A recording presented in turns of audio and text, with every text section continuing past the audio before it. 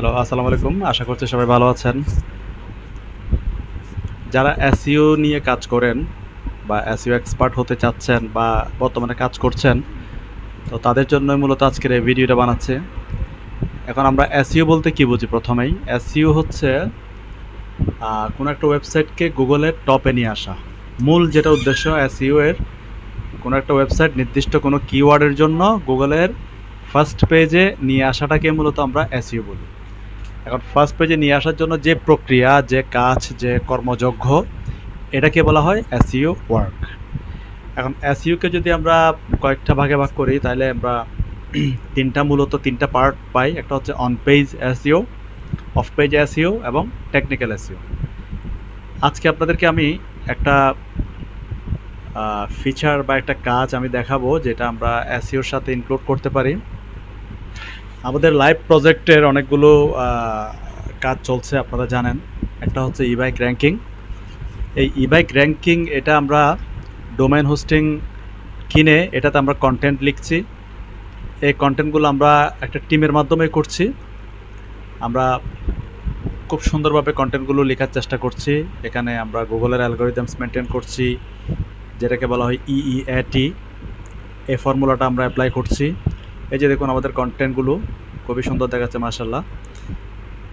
এখন আজকে একটা জিনিস দেখাবো, কন্টেন্টের ভিতরে আমরা কি অ্যাড করেছি।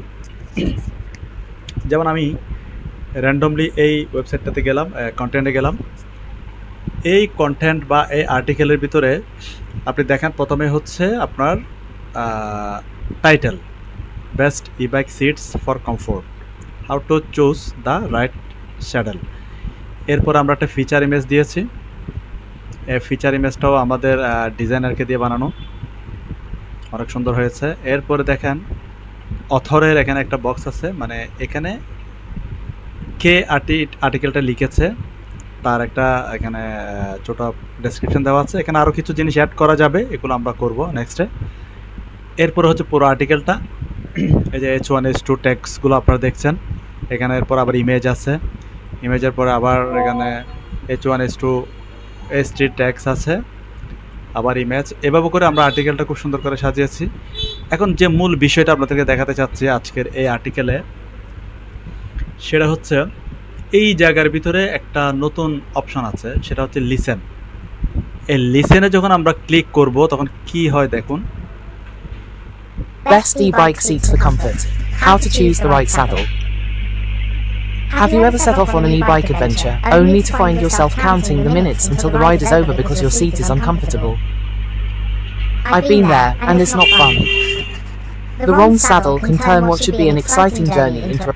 হ্যাঁ, আপনারা শুনতে পেরেছেন, এখানে একটা এআই জেনারেটেড ভয়েস এখানে কিন্তু কথা বলছে। এখন এই ভয়েসটা কি বলছে?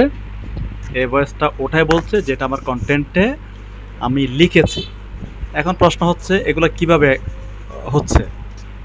হ্যাঁ, এটা হচ্ছে আমরা একটা ফিচার অ্যাড করেছি আমাদের কন্টেন্টের ভিতরে। আমাদের টোটাল কন্টেন্টটা কেউ যদি পড়তে বোরিং ফিল করে বা তার যদি অনেক সময় যাচ্ছে বা কষ্ট হচ্ছে মনে করে, তাহলে উনি যদি এই লিসেন বাটনে যদি ক্লিক করে, তাহলে উনি টোটাল কন্টেন্টটা ওনাকে একটা ভয়েস দিয়ে উনি শুনতে পারবেন। আমি যা লিখেছি সব কিছু কিন্তু উনি একটা ভয়েস দিয়ে শুনতে পারবেন। তাহলে দেখুন, খুব চমৎকার না ফিচারটা? আমি ওয়েবসাইটের কন্টেন্ট পড়বো, বাট আরেকজনে পড়ে এটা আমাকে শোনাবে। সো জিনিসটা খুবই এক্সাইটিং, খুবই দারুণ। তো এই জিনিসটা আমরা এখানে অ্যাড করেছি আমাদের এই কন্টেন্টের ভিতরে। তো এটা কীভাবে আমরা অ্যাড করেছি এটা আমি পরবর্তী একটা ভিডিওতে আপনাদেরকে জানাবো। তো আজকে এটুকুই। ইনশাল্লাহ আমরা পরবর্তীতে এই কন্টেন্টটা, এই ফিচারটা কীভাবে অ্যাড করেছি এটা নিয়ে একটা চমৎকার ভিডিও বানাবো। আশা করছি আপনাদেরকে এই জিনিসটা আমরা ক্লিয়ার করে বুঝাতে পারবো।